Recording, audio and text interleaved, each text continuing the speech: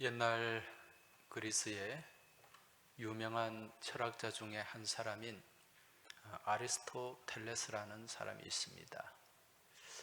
이분이 사람에 대해서 정의를 하기를 인간은 사회적 동물이다, 그렇게 정의를 했습니다. 이 사람이 인간이 사회적 동물이라는 것은 인간이 혼자 살 수 없는 존재라는 거죠. 더불어 살아야 되는 존재다, 그런 의미가 담겨 있습니다. 그래서 한자에도 보면은 이 사람인자가 서로 기대어 있는 모습, 더불어 서 있는 그런 모습으로 이루어진 것을 볼 수 있습니다. 이처럼 사람이 서로 더불어서 또 함께 살아가다 보면 서로를 향해 유익한 일들, 서로에게 또 유익을 베푸는 일들도 많이 있지만은 때로는 서로 아픔을 주고받을 때도 많이 있습니다. 이러한 아픔을 주고받는 가운데 또 때로는 그 관계가 성숙되기도 하지만, 그런데 그 상처가 너무 잦아지게 되면 관계가 악화가 되죠. 그렇게 관계가 점점 악화되다 보면 나중에는 돌이킬 수 없는 관계가 되어버리고 맙니다. 그러한 관계를 우리는 두 자로 뭐라고 얘기합니까? 원수라고 얘기하지요. 원수. 이 원수라는 말 한자로 보면은 원망할 원자예요. 그리고 숫자는 원수 숫자입니다. 서로를 향한 원망이 많이 쌓여가면 결국 원수가 될 수밖에 없다는 거죠. 이 한자로 원수 숫자를 보면은 참 재미가 있어요. 한자를 한번 띄워 주시기 바랍니다. 이 모양을 보면 잘 보이세요? 제가 띄워달라고 할 때는 좀 크게 띄워주시면 좋습니다. 저 원수 숫자를 한번 보시기 바랍니다. 저 단어가 말씀 원자에 위에 세 추자예요. 세 추자 두 개가 나란히 있습니다. 저게 원수라는 뜻입니다. 무슨 의미일까요? 이 말이 새 날개가 있죠. 날개가 있어서 날아가는 거예요. 말이 많이 날아가는 모양입니다. 그런데 어떤 말이? 앞에 무슨 원망할 원자죠. 원망이 많이 원망하는 말이 많이 날아가게 되면 결국 무슨 관계가 된다? 원수가 된다. 그런 의미가 담겨 있습니다. 우리가 이 말을 통해서 이 사람이 서로 죽고 죽이는 관계, 원수 관계는 말에서 시작이 된다는 것을 알 수가 있습니다. 그래서 이 말이 얼마나 중요하며 또 말을 얼마나 조심스럽게 사용해야 되는가, 이걸 깨달을 수 있죠. 그래서 우리가 평소에 말을 함부로 막 해서는 안 돼요. 상대를 향해 말을 할 때는 한번 생각을 해서 그렇게 말을 해야 된다는 거죠. 혹시 여러분 주변에 원수가 있습니까? 어느 교회에 출석하는 부부가 있는데 이 부부가 주일을 앞두고 토요일 날 대판 부부 싸움을 했어요. 그래서 이 부인이 굉장히 마음이 상해가지고 주일이 되었는데도 교회 갈 생각을 하지도 않고 그냥 이불을 뒤집어 쓰고 침대에 누워 있었습니다. 그래서 남편만 혼자 또 차려입고 그렇게 교회 예배를 갔는데, 예배를 마치고 집에 돌아오고 와서 남편이 이 부인한테 너무 잘하는 거예요. 집안에 설거지도 하고 청소도 해주고, 그리고 또 저녁에 또 달려가지고 우리 맛있는 거 먹으러 가자, 그 맛있는 저녁 식사도 사주고. 그래서 이 부인의 마음이 완전히 풀렸어요. 그래서 참 마음속으로 생각할 때 저 남편이 주일날 교회 가서 이 예배에 큰 은혜를 받았는 모양이다. 설교에 큰 감동을 받았는 모양이다. 이제 그런 마음이 들어서 주중에 이제 교회 목사님을 찾아갔어요. 그래서 조그만 선물 하나 사가지고 기쁜 마음에 목사님을 만나서 물었습니다. 목사님, 지난 주일 무슨 설교를 하셨어요? 혹시 설교 제목이 내 아내를 내 몸과 같이 사랑하라, 그런 제목이었습니까?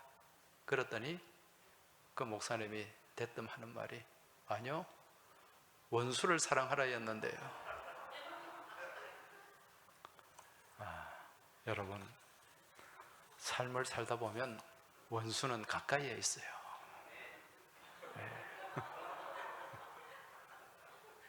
가까이에 있는 사람과 불편한 관계를 맺을 때가 많다는 겁니다. 여러분, 나하고 관계가 불편하거나 원수처럼 지내는 사람, 대부분 어떤 사람들입니까? 가족 중에 불편한 사람들이 많아요. 친척 중에도 불편한 사람이 있어요. 자주 만나는 친구와 불편해지기도 하고, 얼굴을 매일 보는 회사 동료와 불편한 관계를 맺기도 하고, 또 평소에 자주 만나는 이 교회의 믿음의 교우 간에도 불편한 관계를 형성할 때가 많다는 거죠. 다 어떤 사람들입니까? 멀리 있는 사람이에요? 아니죠. 가까이에 있잖아요. 혹시 나하고 원수지간인 사람이 저기 미국이나 영국, 러시아에 있는 사람이 있습니까? 네? 밤마다 중국의 시진핑을 생각하며 막 이를 갈고, 북한의 김정은을 생각하면서 잠을 못 이루는 그런 분이 있습니까? 저 나의 원수 내가 꼭 갖고 말리라, 그런 생각을 밤마다 하는 사람이 있어요? 그런 생각을 하면 병원을 가보셔야 돼요. 불편한 관계, 원수 관계는 먼 나라, 먼 곳에 있는 사람들이 아니라 나와 가장 가까운 곳에 있고, 또 가까운 혈족 중에 있다는 거죠. 어떻게 보면 내 가까이에 있기에 내가 가장 아끼고 사랑해야 될 그런 사람과 우리는 불편한 관계를 맺고, 심지어는 원수처럼 지내기도 한다는 것입니다. 자, 그럼 이런 원수를 어떻게 해야 될까요? 성경에서 예수님은 이 원수를 어떻게 하라고 말씀하셨죠? 마태복음 5장 44절, 45절, 우리가 너무 잘 아는 말씀이에요. 또 내 이웃을 사랑하고 내 원수를 미워하라 하였다는 것을 너희가 들었으나 나는 너희에게 이르노니 너희 원수를 사랑하며 너희를 박해하는 자를 위하여 기도하라. 자, 이 말씀이 나와요. 여러분, 이 말씀 너무 잘 알죠? 원수를 사랑하라. 근데 이 말씀대로 됐을까? 엄집사님, 말씀대로 돼요? 쉽지가 않죠. 신앙생활 하면서 이 원수를 사랑하는 것, 어떻게 보면 이 말씀을 지키기가 제일 어려울지도 모릅니다. 그런데 오늘 또 말씀에도, 오늘 우리가 읽은 로마서 말씀에도 또 어떤 말씀이 나와요? 원수 갚지 마라. 원수가 줄이거든 먹이고 목마르거든 마시게 하라. 오늘 본문 19절 20절 다시 한번 보십시오. 내 사랑하는 자들아, 너희가 친히 원수를 갚지 말고 하나님의 진노하심에 맡기라. 기록되었으되 원수 갚는 것이 내게 있으니 내가 갚으리라고 주께서 말씀하시느니라. 내 원수가 줄이거든 먹이고 목마르거든 마시게 하라. 그리함으로 내가 숯불을 그 머리에 쌓아 놓으리라. 자, 이 말씀을 볼 때, 이 말씀 이해는, 지키기는 어렵지만은 이해는 다 돼요. 그죠?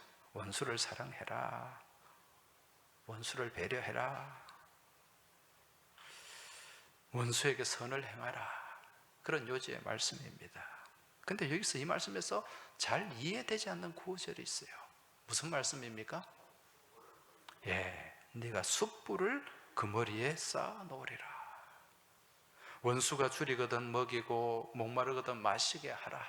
그렇게 하면 그 행위가 네 원수의 머리에 숯불을 쌓아 놓는 행위가 될 것이다.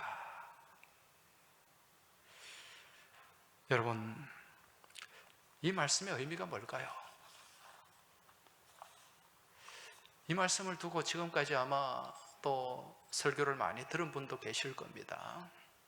근데 대개 이제 이 고전적인 해석을 보면 네가 그 원수에게 사랑을 베풀고 선행을 베풀면 원수의 머리 위에 숯불을 쌓아 놓은 것과 같아서, 여러분 머리에 숯불을 이고 있으면 어떻습니까? 뜨겁죠? 뜨뜻하게 달아올라가지고 그 원수가 크게 얼굴이 화끈화끈거리면서 수치를 느끼고 부끄러움을 느끼고 회개를 하게 될 것이다. 이게 전통적인 해석이에요. 자, 그런데 우리는 이러한 해석을 보면서 한 가지 의문을 갖게 됩니다. 그렇게 지금까지 삶을 살아오면서 나에게 해를 입히고 나를 힘들게 한 사람들에게 내가 선을 베풀었는데 그 사람이 그 잘못을 깨닫고 부끄럽게 여기고 회개를 하는 경우가 있는가 하는 것입니다. 물론 간혹 회개를 할 수도 있어요. 그런데 대부분의 경우는 자기가 뭘 잘못했는지 잘 몰라요. 양심의 가책을 느끼기보다도 무감각하게 살아가는 사람들이 대부분이라는 거죠. 상대가 잘못했는데 내가 선행을 베풀어요? 그러면 어떤 생각을 하는지 아십니까? 아, 그래, 나는 잘하고 있어, 내가 잘못한 게 하나도 없지, 스스로 합리화를 하고 정당화시킨다는 거죠. 그래서 이 해석에도 약간 무리가 있다, 이제 그런 생각을 가질 수가 있는데, 그럼 오늘 본문에서 말씀하는 이 진의, 주님의 진의가 무엇인가? 자, 우리가 이 말씀을 정확하게 이해하기 위해서는 숯불의 의미가 뭔지를 알아야 됩니다. 본문에서 말씀하는 숯불의 의미가 뭘까요? 성경에는 이 숯불이 모두 19번 나오더라고요. 그런데 이 숯불의 대부분의 의미가 무엇인가? 하나님의 임재를 나타내요. 하나님의 임재 가운데, 좀 더 정확하게 말씀드리면 임재 가운데 심판의 임재를 나타냅니다. 구약 에스겔 10장 2절에 보면은요, 이 말씀이 나옵니다. 그 속에서 숯불을 두 손에 가득히 움켜가지고 성읍 위에 흩으라. 숯불을 가득 움켜가지고 성읍 위에 흩으라. 이 성읍은 예루살렘을 얘기합니다. 예루살렘의 심판을 말씀하는 거죠. 시편 140편 10절에도 이런 말씀이 나옵니다. 그 뜨거운 숯불이 그들 위에 떨어지게 하시며 불 가운데와 깊은 웅덩이에 그들로 하여금 빠져 다시 일어나지 못하게 하소서. 이 말씀에도 뜨거운 숯불이 그들 위에 떨어져서 다시 일어나지 못하게 해달라는 탄원입니다. 무엇입니까? 하나님의 심판이죠. 자, 이러한 뜻을 놓고 볼 때 내가 악한 원수에게 베푸는 선행이 원수의 머리 위에 무엇을 쌓는 것이다? 심판을 쌓는 것이다, 이렇게 생각할 수가 있어요. 그러면서 내가 나를 괴롭히고 힘들게 하는 원수에게 선행을 베풀면서 말씀을 실천하면서 마음속으로는 내가 네 머리 위에 지금 하나님의 심판을 쌓고 있는 줄 너는 모르지롱 그러면서 그렇게 선행을 베푼다. 여러분, 이거 성경적입니까? 신앙적입니까? 이것도 아니에요. 자, 그렇다면 오늘 본문에 담겨있는 본래의 뜻이 무엇일까? 그건 오늘 본문 19절 말씀을 잘 봐야 됩니다. 자, 19절 다시 한번 보십시오. 내 사랑하는 자들아, 너희가 친히 원수를 갚지 말고 하나님의 진노하심에 맡기라. 기록되었으되 원수 갚는 것이 내게 있으니 내가 갚으리라고 주께서 말씀하시느니라. 자, 오늘 말씀에 보면 이 복수의 주인, 원수를 갚는 복수의 주인이 누구라는 말씀이죠? 하나님이다. 내가 복수의 주인이 되어서는 안 된다는 거죠. 여러분, 대부분의 사람들의 생각은 어떻습니까? 내가 피해를 당하고 내가 아픔을 당하면 그 안갚음을 누가 하리라? 내가 하리라. 내가 보응을 할 것이다. 그렇게 되면 복수의 주인은 누가 되는 거죠? 내가 되는 거죠. 그런데 하나님은 그렇게 말씀하시지 않아요. 복수의 주인은 너희 자신이 아니다. 내가, 하나님 자신이 복수의 주인이다. 이렇게 말씀하시는 거죠. 이렇게 말씀하시는 이유가 뭘까요? 여러분, 지난 2002년경에 개봉된 영화가 한 편 있어요. 우리나라 유명한 감독 중에 한 사람인 박찬욱 감독. 이 사람이 2000년도에 만들어서 개봉했던 영화가 공동경비구역 JSA. 다들 보신 분들이 많죠? 1000만을 넘겼으니까. 그 뒤에 2년 뒤에 영화를 또 만들었어요.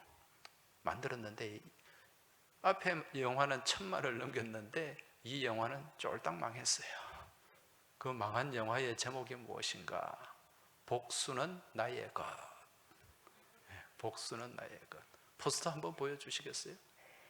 아마 보신 분이 많지 않을 겁니다. 자, 이 영화를 보면은요, 그 내용이 어떤 내용인가? 이 영화의 주인공이 선천적으로 청각장애를 가지고 있습니다. 그리고 같이 사는 누나가 있어요. 누나는 몸이 약해요. 몸에 신부전증을 앓고 있습니다. 둘이 그래도 참 힘을 모아서 아등바등 사는데, 근데 누나가 이 신부전증이 악화가 돼요. 악화가 되어서 이제 투석을 해야 되고, 더 악화가 되어서 신장을 이식하지 않으면 안 되는 그런 상황에 내몰리고 맙니다. 이제 이 동생은 누나를 너무 사랑해요. 그래서 자기의 신장을 떼주고 싶었는데 혈액형이 맞지 않아. 그래서 이제 누나를 살릴 방법을 이리저리 찾아봤는데 이 화장실에서 보니까 스티커가 붙어 있는 거예요. 뭡니까? 신장구함, 신장이식, 알선, 불법 장기 매매단이죠. 이제 그 사람들을 만나서 누나의 이 신장을 이식하려고 했는데 자기 신장도 떼이고 가지고 있는 전 재산 1000만 원밖에 되지 않아요. 이거 누나 신장 이식하려고 모아둔 돈인데 이것도 사기로 홀라당 다 날리고 맙니다. 얼마나 분한 일입니까? 그런데 병원에서 얼마 뒤에 연락이 와요. 누나의 신장에 맞는 기증자가 나타났다. 빨리 수술 준비를 해라.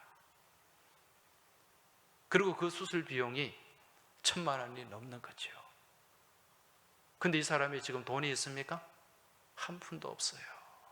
누나는 살려야 되겠고 돈은 구해야 되겠고, 근데 그 가난한 사람을 믿고 돈을 빌려줄 사람도 없고 어떤 생각을 하는가?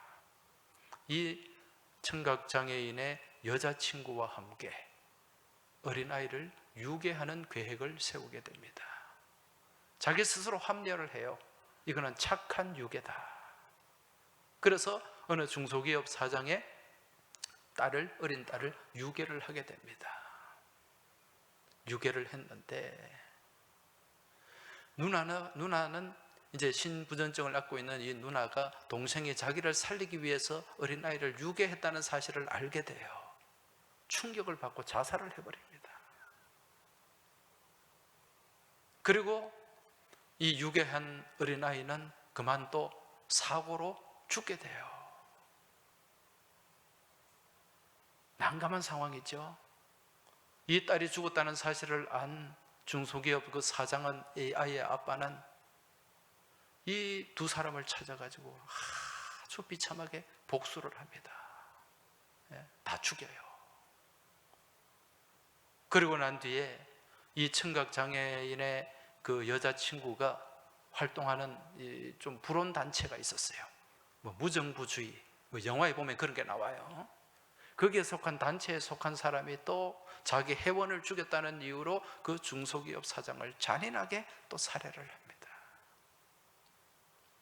여러분, 무슨 의미입니까? 복수는 복수를 낳는다. 결국 복수의 결말, 다 모두 죽는 거죠. 다 죽는 거예요. 이게 영화의 결말입니다. 여기서 주는 메시지가 있어요.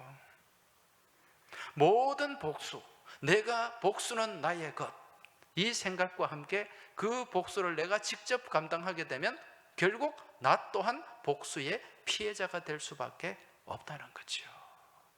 왜? 모든 복수의 결말은 죽음이니까.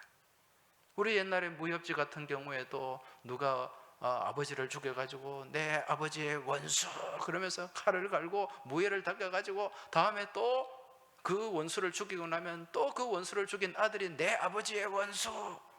이 복수의 고리가 끊어지지 않는 거예요. 그래서 하나님께서 네가 복수하지 마라. 네가 복수의 주체가 되지 마라. 너는 복수의 주인공이 되지 말고 오히려 그 원수에게 선행을 베풀어서 너의 복을 쌓아라. 그 말씀이에요. 내가 복수의 주인공이 되면 나 또한 어떻게 될 수밖에 없기 때문에 망할 수밖에 없기 때문에 그 복수의 고리에 휘말릴 수밖에 없기 때문에 그래서 너는 오히려 선행을 함으로써 그 원수에게 선행을 함으로써 너를 향한 축복을 쌓아라. 그래서 그 원수가 죄를 깨닫고 회개를 하게 하라는 말씀입니다. 자, 우리가 이 말씀을 볼 때 하나님이 내 아픈 마음도 모르시고 원수만 너무 배려하는 게 아닌가 그런 생각을 가질 수도 있어요. 그런데 이건 원수를 배려하는 말씀이 아니라 누구를 위한 말씀이다? 나를 위한 말씀이다. 지금 원수에게 선을 베풀라, 이 말씀은 원수가 내가 베푸는 선을 통해서 부끄러움과 양심의 가책을 느끼고 회개할 기회를 주라는 거예요. 먼저 회개할 기회를 주면 그 사람이 거기에서 양심의 가책을 깨닫고 회개를 하면 한 생명을 살리는 일이 되는 거예요. 얼마나 귀한 일입니까?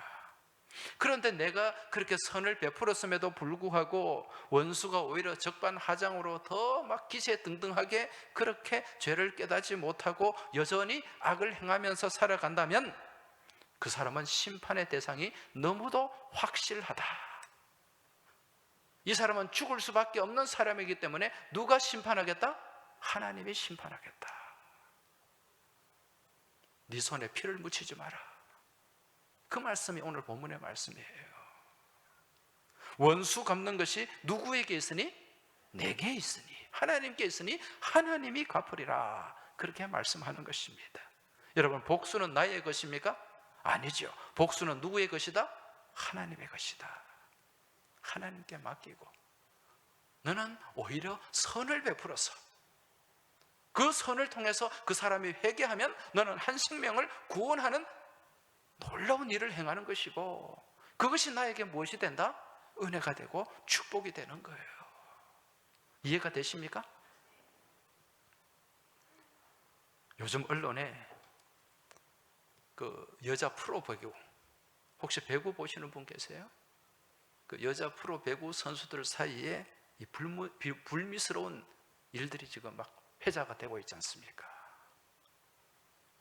그 내용이 뭐냐면은 여기 우리나라 이 세계적인 배구 선수가 있어요. 이 선수가 이제 국내로 돌아와서 지금 뛰고 있는데 이 선수하고 같은 팀에 속한 후배 선수가 이 선배한테 갑질을 당했다, 피해를 당했다.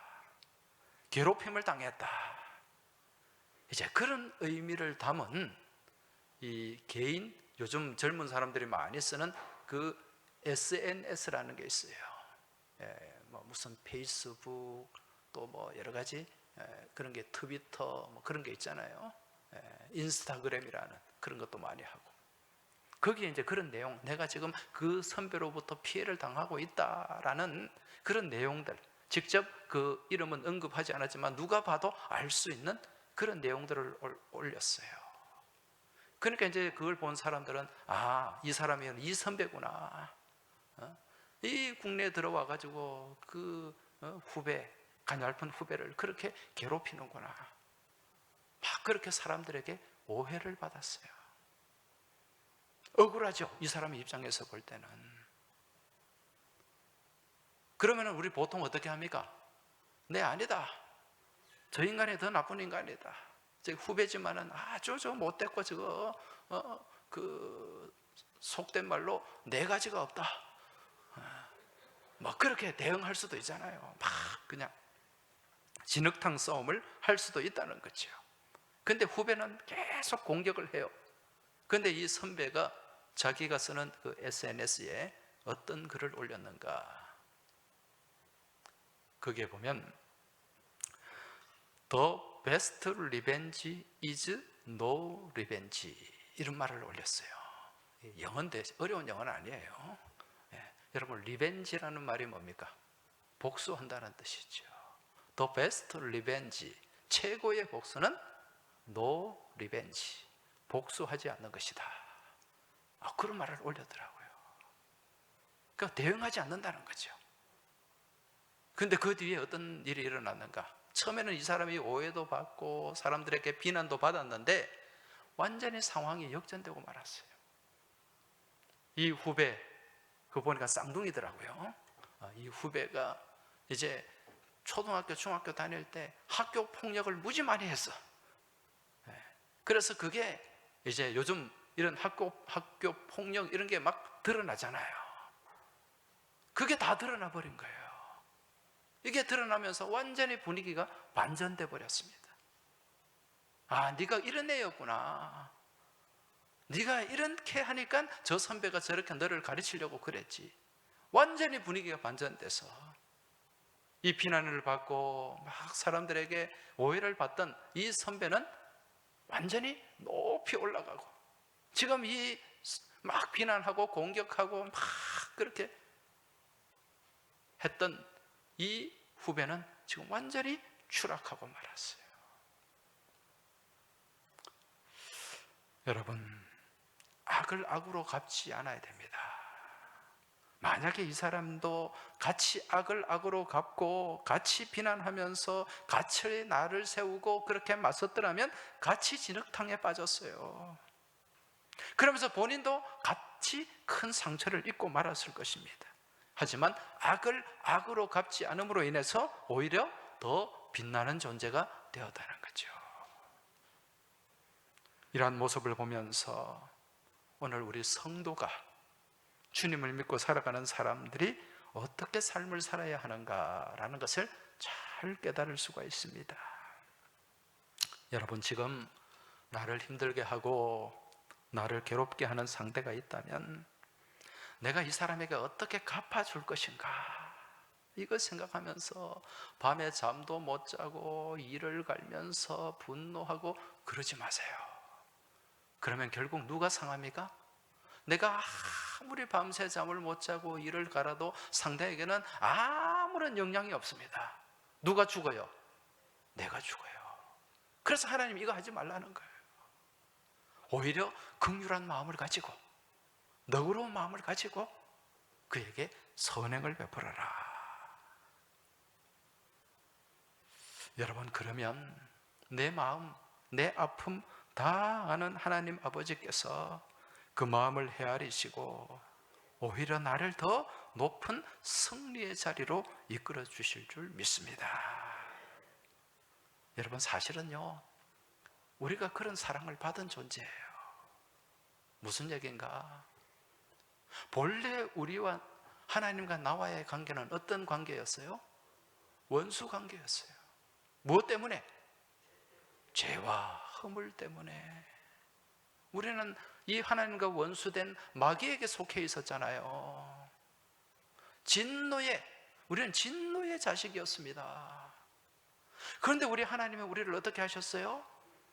긍휼히 여기시고 우리에게 십자가 사랑과 은혜를 베푸셨잖아요. 그 사랑에 우리가 감격하고 감동하고 회개하면 우리는 살 수 있어요. 그런데 그 사랑을 깨닫지 못하고 여전히 죄의 길을 걸어가면 결국 무엇을 당할 수밖에 없다? 심판당할 수밖에 없다. 오늘 본문은 이 말씀입니다. 원수를 사랑하신 분이 우리 하나님이에요. 그 원수 사랑의 혜택을 입은 사람이, 가장 많이 입은 사람이 누구라고요? 나 자신이다. 그 십자가 사랑으로 오늘도 우리는 살아가고 있다는 것입니다. 여러분, 오늘이 무슨 주일이죠? 사순절 첫 번째 주일입니다. 이 사순절 기간에 여러분 주님의 사랑을 나누시기 바랍니다. 주님의 말씀 붙잡고 말씀하신 대로 선행을 베푸시기 바랍니다. 그 주님의 사랑 안에서 나를 힘들게 하고 나를 아프게 하고 나를 괴롭게 하는 그 상대를 위해서 기도하고 그를 향해 주님 말씀대로 선을 베풀며 나아갈 때 우리 하나님께서 승리의 높은 자리로 우리를 세워주시고 우리를 복되게 하실 줄로 믿습니다. 이러한 말씀 안에 살아가는 복된 사순절 기간이 되길 주의 이름으로 축원합니다. 기도드리겠습니다. 하나님 아버지, 저희가 받은 사랑이 너무 많고 그 사랑이 큰 사랑임에도 불구하고 깨닫지 못하고 어리석게 살아갈 때가 많이 있었음을 고백합니다. 주님, 이 사랑을 먼저 깨닫고 확인하게 하시고 그 사랑 안에서 오늘 주신 말씀 그대로 실천하며 또 저희들 삶 가운데 저주가 아니라 원수가 아니라 하나님의 은혜와 복을 쌓으며 나아갈 수 있도록 주님 인도하여 주시옵소서. 이번 한 주간에도 이 말씀 안에서 승리하는 저희 모두가 되길 소망하며 예수님 이름으로 기도하옵나이다. 아멘.